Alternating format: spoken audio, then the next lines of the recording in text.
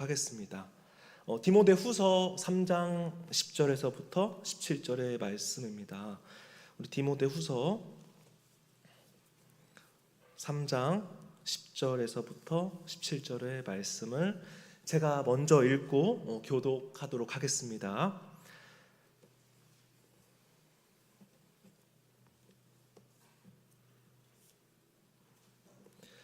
나의 교훈과 행실과 의향과 믿음과 오래 참음과 사랑과 인내와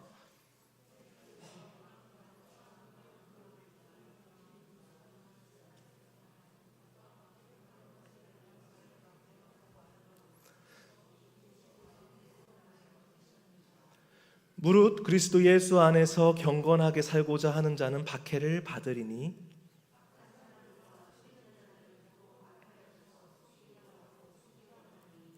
그러나 너는 배우고 확신한 일에 거하라. 너는 내가 누구에게서 배운 것을 알며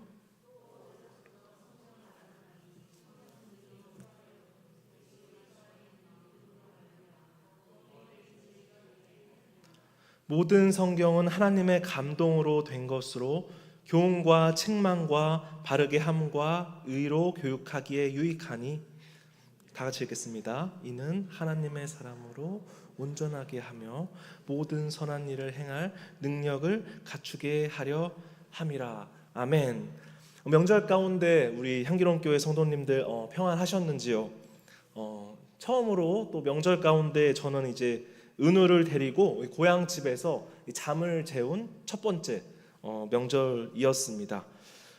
참 모든 것들이 똑같은데 이 아기가 이제 아침을 아버님과 어머님의 아침을 깨워주고 아버님과 어머님 주무실 때 잘 주무십시오라고 인사하는 그 모습만으로도 큰 효를 한 것 같더라고요.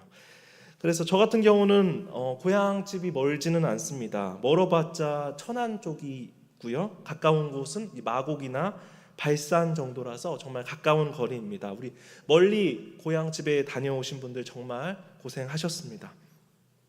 이렇게 명절간에 가족 간에 교제하는 것도 하나님의 말씀대로 사는 삶이 아닐까 생각합니다. 전에 있던 한 목사님께서 충격적인 소식이 나는 가족이랑 있는 시간이 정말 많이 없어 라고 했던 적이 있습니다.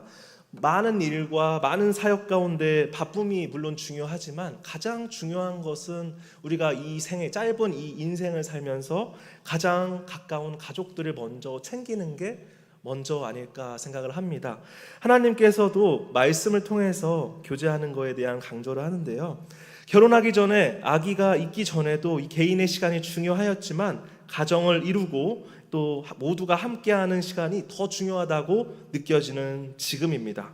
그래서 가족 간에 우리 명절에 만났을 때 어떤 이야기를 하셨습니까? 미래에 대해서 이야기도 해보고 또 현재에 대해서 감사함을 나누기도 하였습니다. 공통적인 고백은 어떠한 어려움이 있다 할지라도 하나님께 감사하다라는 고백이 아내와 저나 아버지와 어머니의 입술에서 나왔습니다. 참 신기한 것을 보면은 저에게는 분명히 재작년과 작년과 굉장히 고난과 박해가 많았지만 이 향기로운 교회를 만나고 나서 그리고 다시 한번 또 신앙생활에 다시 한번 발걸음을 하고 나서는 그 많은 고난과 역경이 다 감사로 바뀌게 되었다라는 것입니다. 오늘 말씀도 이와 같습니다. 하나님은 분명히 말씀 위에 선 자는 고난과 박해를 은혜로 바꿔 놓으신다고 말씀하셨습니다. 그리고 오늘 본문의 말씀에 보면은 교훈과 행실과 의향과 믿음과 오래 참음과 사랑과 이 인내, 이 모든 결과가 반드시 우리 인생에 있어서 하나님께서 감사함으로써 바꿔주신다는 우리 믿음의 확신을 오늘 말씀을 통해서 갖게 되시기를 소망합니다. 오늘 이 본문의 사도는 다음 세대에 대해서도 큰 관심을 가지고 있는 말씀이기도 합니다. 바울은 영적 아들 디모데에게 그리고 지금 우리가 성경을 읽고 있는 우리 세대에게도 실제적으로 하는 말씀이기 때문입니다. 예를 들어서 우리가 실생활에서 생각을 한번 해보겠습니다. 우리가 아이를 교육하는 것부터 시작해서 다음 세대한테 무엇을 보여주어야 이 사회의 어두운 단면을 보여주지 않을까? 말세라고 해서 그냥 세상 속에 세상살이와 세상의 그런 사회생활에 맡기는 것이 아니라 말씀 위에 선하게 산다는 모범이 우리 어른들과 신앙인들에게 필요하다라는 것입니다. 그래서 오늘 말씀은 바울이 디모데에게 그리고 하나님이 다음 세대들에게 하는 말씀을 전합니다. 우리 10절의 말씀을 한번 다 같이 읽어 보겠습니다. 시작.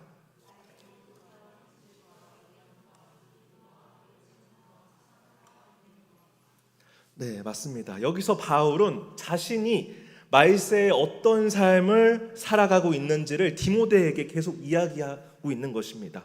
나의 본과 그리고 너가 앞으로 지녀야 될 예수님의 모습들을 쭉 열거하고 있는 것입니다. 여기서 행실이라는 단어는 헬라어로 이고게라고 합니다.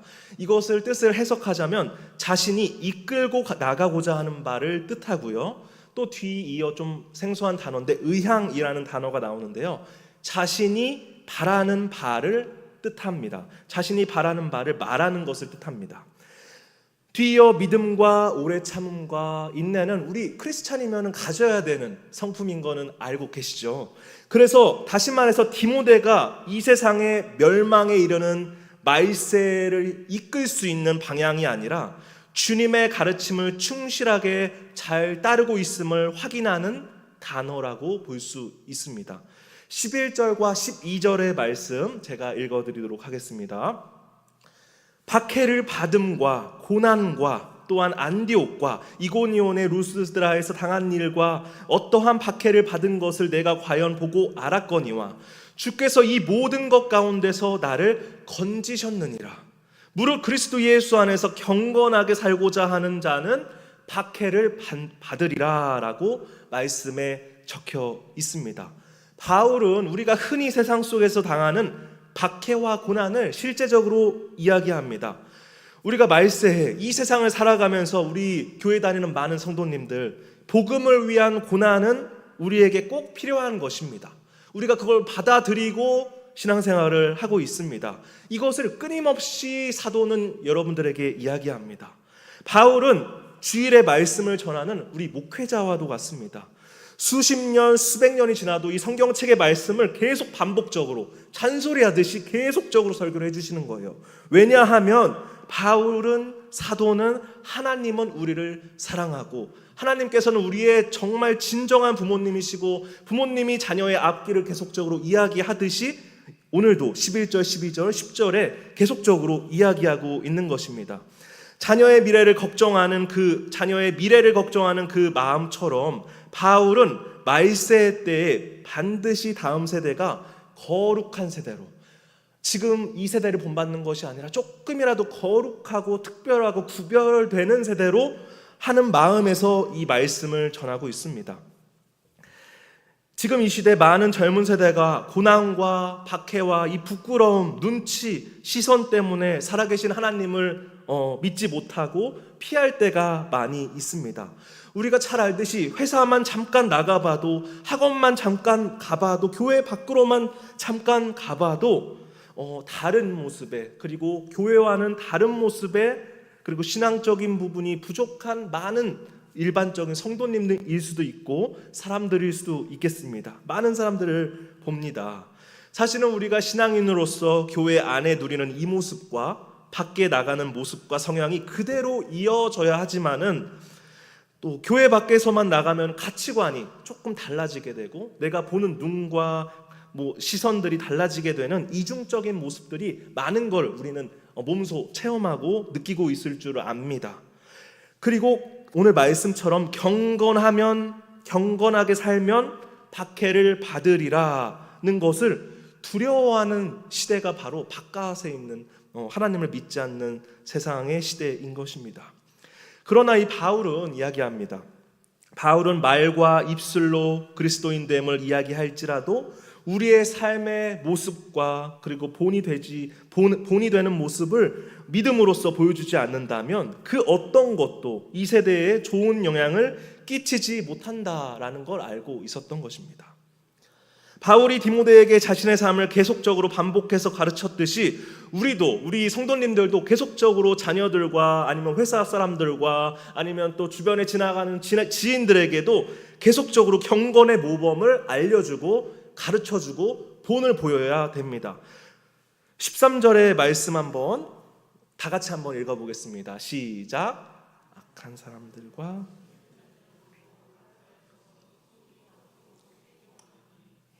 맞습니다. 바울은 악한 자들과 속이는 자들의 속이는 삶에 대해서 이야기합니다.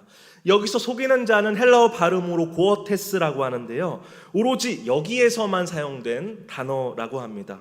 고어테스는 마법사와 술사, 주술사를 뜻하고 있습니다. 우리가 앞선 모세를 대적하고 하나님을 대적했던 얀네와 얀무레처럼 이거에 대한 하나님을 대적하는 단어라고 볼 수 있습니다. 거짓과 불경건과 진실되지 못한 행위, 수많은 교훈과 반대되는 삶 모두가 해당되는 단어가 13절에 쓰이고 있습니다. 우리가 세상을 살아가면서 의식하지 못하던 피할 수 없는 넘어짐이 있고 실수가 있습니다. 저 역시도 밖에 나가면 실수하는 모습이 있을 수 있고 넘어지는 모습이 있을 수 있습니다. 하지만 이 말씀을 접하고 그리고 끊임없이 주일 예배에 나와서 우리 담임 목사님 말씀과 또 여러분들의 모습을 통해서 그것을 회복을 받습니다. 예를 들어서 성 어거스틴의 회고록을 보면은 그는 젊은 시절에 정욕과 쾌락을 따라 살았다고 합니다. 죄 가운데 말세를 앞당기는 사람이 성 어거스틴이라는 사람이었습니다. 그런데 말씀을 받고 예배를 드리고 어느 날에 하나님의 음성을 듣고 로마서 말씀을 듣게 되었습니다. 오직 주 예수 그리스도의 옷을 입고 정욕을 위해서 육신의 일을 도모하지 말라. 이 말씀 앞에서 정욕과 쾌락에 이끌어진 이 어거스틴이 지금 이 말씀에서 변화될 수 있고 그리고 앞으로 많은 사람들의 본이 되는 삶으로 변하게 되었다라는 것입니다. 성령의 음성으로 책망받고 그리고 회개하는 삶이 이 어거스틴을 통해서 알 수도 있고 또 저를 통해서도 알 수도 있고 회심의 역사를 이룬 우리 성도님들 삶 가운데서도 이 말씀을 통해서 변화되는 역사가 분명히 있다는 것을 오늘 말씀을 통해서 아셨으면 좋겠습니다. 하나님의 말씀을 속이는 자 무리에서 하나님께서는 영원히 살게 두시지 않습니다. 하나님은 이 속이는 자 무리에 설사 내가 지금 있는 무리가 정직하지 못하고 불경건할지라도 우리가 말씀 앞에 선다면 그 무리를 회복시키고 그 무리가 선한 곳으로 이끌어질 수 있게 하나님께서 인도하신다라는 것입니다. 제가 많이 또 주중에 생활을 하다 보면은 회사를 그만둔 친구들이 저에게 많이 연락이 옵니다. 회사를 그만둔 친구들은 많은 힘듦과 고난과 역경 가운데서 더 이상 세상 사람들에게 배신당하기 싫어, 너무 봉급이 적어서 힘들어요, 막 여러 가지 불만들이 가득 찬 상태에서 회사를 나가는데, 그리고 그 다음에 연락이 오는 게 저와 연락을 드리고 뭐 알아봐 줄 것이 있는지, 서로 도움이 될 것이 있는지, 주일에 바리스타 하는데 좀 도와줄 수 있냐, 막 이런 대화까지 할 정도로 많은 청년들이 나가고 나서도 계속적으로 연락을 또 하는 경우들이 있습니다.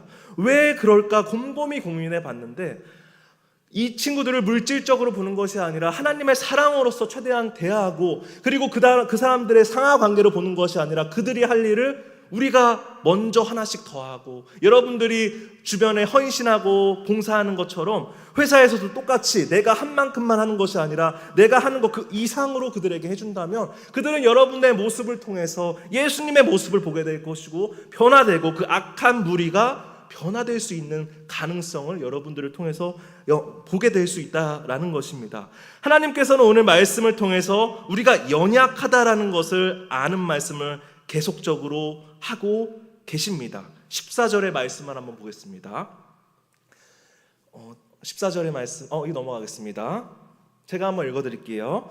그러나 너는 배우고 확신한 일에 거하라. 너는 내가 누구에게서 배운 것을 알며. 이 말씀은 바로 삶의 기준을 우리가 무조건 성경 말씀의 중심을 살아가면서 성경을 중심으로 우리가 살아야 한다라는 것을 말해줍니다. 이 바울은 하나님 말씀에 아주 큰 능력이 있다라는 것을 알고 있었습니다. 하나님의 말씀에 능력이 있는 이유가 무엇이죠? 하나님의 감동으로 쓰여진 것이기 때문입니다. 사람의 지혜와 합리적인 과학적인 기술로 이 책이 씌워진 것이 아니라 하나님의 사랑과 감동과 우리를 향한 마음으로 우리가 읽을 수 있고 이해할 수 있게끔 친히 글자로 하나님께서 우리에게 남겨주신 하나님의 정말 복스러운 선물이라는 것을 우리 마음속에 새겨야 한다는 것입니다. 말씀을 통해서 하나님을 만나 소명을 받고 변화되는 것을 신학적인 개종이라고 합니다. 또한 수많은 사람들이 이 하나님의 말씀을 만나면서 삶이 변화되고 하나님의 사랑을 체험합니다. 사실 말씀은 살아 숨쉬고 있습니다. 그래서 14절에 오늘 말씀처럼 배우고 확신한 일에 거하라 라고 말씀하고 계신 것입니다. 오늘 배경을 한번 다시 살펴보겠습니다. 바울은 이 수신자인 디모데를 바울의 영적 아들이라고 소개할 만큼 영적 훈련을 이런 그에게 그가 배우고 확신한 일에 거하라 라고 말씀하신 이유가 무엇일까요? 바로 말씀을 이야기하는 것이었습니다. 우리 한번 이 배우 부부인데 이 부부는 연예인이고 배우인 크리스천 부부 진태영과 박시은 부부입니다. 2015년에 이 부부는 결혼할 때 결혼식을 작은 개척교회에서 했다고 합니다. 그 다음 한번 보겠습니다. 네, 여기서 되게 화려하게 할 줄 알았는데 작은 개척교회에서 결혼을 이렇게 했다라고 합니다. 정말 저도 생각지도 못한 아름다운 사진이 있습니다. 그래서 이 결혼을 할 때 워십이라는 곡을 같이 부르고 이렇게 이야기하면서 식을 마쳤다고 합니다. 우리의 삶이 찬양되게 하소서라고 하며 결혼을 했습니다. 이 부부 앞으로 미래가 정말 밝았을까요? 아니면 정말 하나님께서 많은 선물들을 주시고 기쁨을 주셨을까요? 한번 보겠습니다. 이 부부는 2022년도 출산 예정을 20일을 앞두고 유산을 경험했습니다. 두 사람은 입양을 통해서 세 딸을 품었다고 알려져 있습니다. 이 부부께서 정말 어려운 일을 겪었는데 이 어려운 일 와중에 낙담하고 쓰러진 것이 아니라 하나님의 말씀 중에 제일 어려운 것이 뭐죠? 과부와 그 어려운 부분들을 실천하는 부분들입니다. 이 부부는 이 입양을 혹시 자기의 자녀가 지금은 없으니까 혹시 그 딸을 하기 위해서 그 욕심 때문에 했나? 그것도 아니었습니다. 원래 이 부부는 보육원에서 봉사를 했던 부부였습니다. 원래 봉사하다가 하나님께서 뜻을 주시고 하나님께서 사랑을 주셔서 입양을 하게 됐다는 것도 제가 조사를 통해서 알게 되었습니다.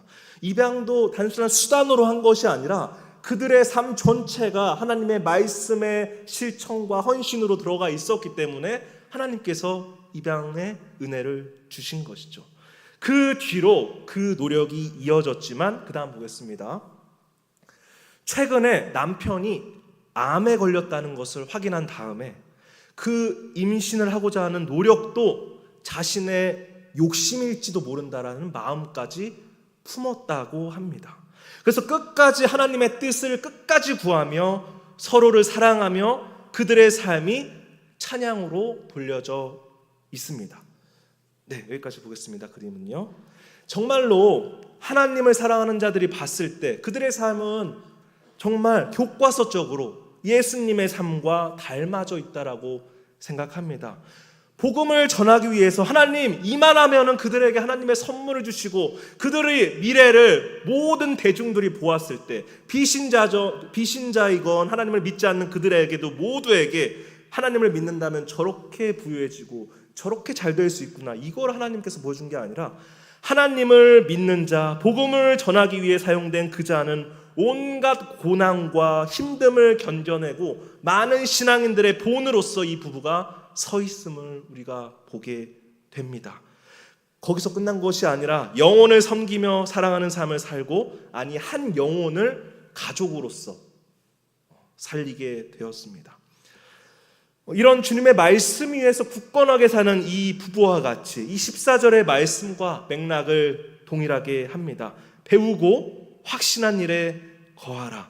말세에 구별되는 성도가 하나님의 거룩한 말씀 안에 거하는 삶의 모습이 바로 이런 삶이지 않을까 생각을 하고 있습니다. 15절의 말씀 한번 다 같이 읽어보겠습니다. 시작. 또 어려서부터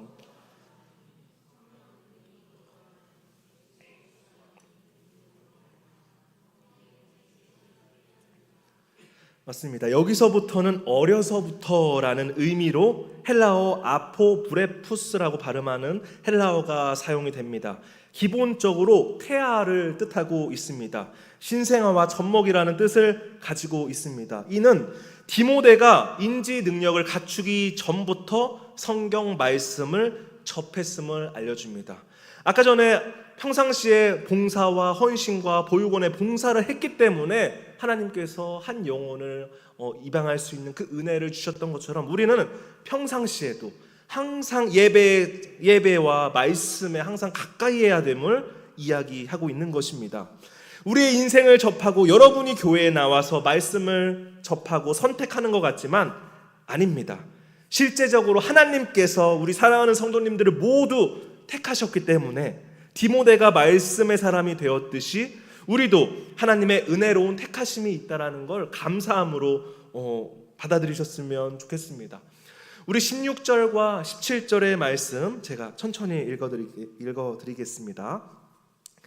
모든 성경은 하나님의 감동으로 된 것으로 교훈과 책망과 바르게 함과 의로 교육하게 유익하니 이는 하나님의 사람으로 온전하게 하며 모든 선한 일을 행할 능력을 갖추게 하려 함이라. 아멘. 마지막으로 이 주님이 약속하신 말씀, 우리 말씀과 성경에 대해서 이야기하고 있습니다. 첫 번째는 하나님의 감동으로 말씀책이 쓰여진 것이기 때문에 하나님의 영으로 기록되었기 때문에 원저자, 우리의 주인은 하나님이심을 인정하고 우리가 말씀책을 보아야 되고 우리의 인생도 살아야 됩니다. 회사의 대표, 뭔가 물질적인 대표, 물질적인 공간, 이것이 다 중요한 것이 아니라 모든 주인이 하나님이시기 때문에 우리가 그 말씀을 따라가야 됩니다. 둘째, 성경책은, 하나님의 말씀은 유익하다라는 것입니다. 위와 같이 저와 같이 어거스틴을 그리고 저와 죄인들을 돌아오게 하고 고난의 삶을, 아까 전에 그 부부와 같은 고난의 삶을 주님이 원하시는 영광된 삶으로 변화시키신다라는 것입니다. 바울은 이러한 하나님의 말씀을 정확하게 알고 있었습니다. 사랑하는 우리 향기롱교회 성도 여러분, 주님의 약속하신 말씀 위에 굳건하게 서고 예배의 자리를 지키시기를 간절하게 소망합니다. 말씀을 맺겠습니다. 어떠한 상황 가운데 와도 우리 말씀 앞에 반드시 서야 됩니다. 교회에 나가고 우리가 말씀 앞에 서 있다는 것을 부끄러워하면 안 됩니다. 그들 앞에 당당하게 나아가서 어떠한 자리든 간에 당당하게 나아가서 우리가 본을 보인다면 그들에게 찔림이 있을 것이고 여러분들은 하나님께서 높여주실 것입니다. 특별하게 성경을 더 바르게 배울 기회가 있다면 반드시 배우시기를 바랍니다. 오늘 말씀처럼 하나님의 말씀을 바르게 알고 그 기준대로 살아가려는 사람이 하나님의 크신 은혜를 받을 수 있고 하나님께서 사람을 통해서 역사하시기 때문입니다. 바르게 배우고 확신한 일에 거하라. 이 바울의 권면은 사실 우리에게 하는 말씀이시고 또 다음 세대에게도 외치는 말씀입니다. 말씀 없이 부와 명성을 얻는 것이 마치 성공한 줄 아는 이 세상 속에서 우리가 무지한 그 대중을 따라가서는 안 되고 우리는 교회 안에서 하나님을 비추는 빛과 같은 역할을 해야 됩니다. 세상에 찬란한 빛은 너무나 많지만 진정한 이 세상을 회복시키고 악한 법과 동성애와 여러 가지를 막을 수 있는 것들은 오로지 하나님의 빛만이 가능하다라는 것을 믿음으로써 우리가 나아가야 됩니다. 저는 오늘 이 본문을 보면서 우리의 모든 기준점과 해결점이 다 하나님께 다 고백하며 돌리기를 간절히 소망합니다. 명절 동안에 이야기하고 고민했던 모든 대화에 이 마침표가 어디를 향하셨습니까? 책망이나 좌절이나 낙담과 우울한 표정으로 혹시 마치셨다면 그 과정 전체를 하나님께 맡기고 기도하시기 바랍니다. 하나님의 섭리하심과 일하심의 고백과 그 모든 현장이 되는 유일한 길은 우리 주님 말씀 위에서 고난을 담대히 받아들이는 것입니다. 쉽지 않겠지만 그것이야말로 한낱 연약한 인간이 이 세상에 어떠한 것도 변화시킬 수 없고 정말 짧은 시간 동안 하나님을 믿으면서 또 나중에 또 죽을 텐데, 이 짧은 연약한 인간이 나의 주인이신 하나님을 고백하고 유일한 진실한 고백을 이 짧은 시간 동안에 꼭 하시기를 바랍니다. 오늘 본문을 말씀을 통해서 우리의 예배를 통해 무릇 그리스도 예수 안에서 경건하게 살고자 하는 자의 박해와 고난으로서 받아들이는 은혜가 있기를 간절히 소망하고, 또 배우고 확신하며 거하라. 주님께서 말씀을 통해서 우리 성도님들의 삶을 회복시키시고 주 안에서 기뻐하고 행복하기를 주님 안에서 바라는 우리 믿음의 성도님들이 되시기를 간절히 소망합니다. 기도하시겠습니다.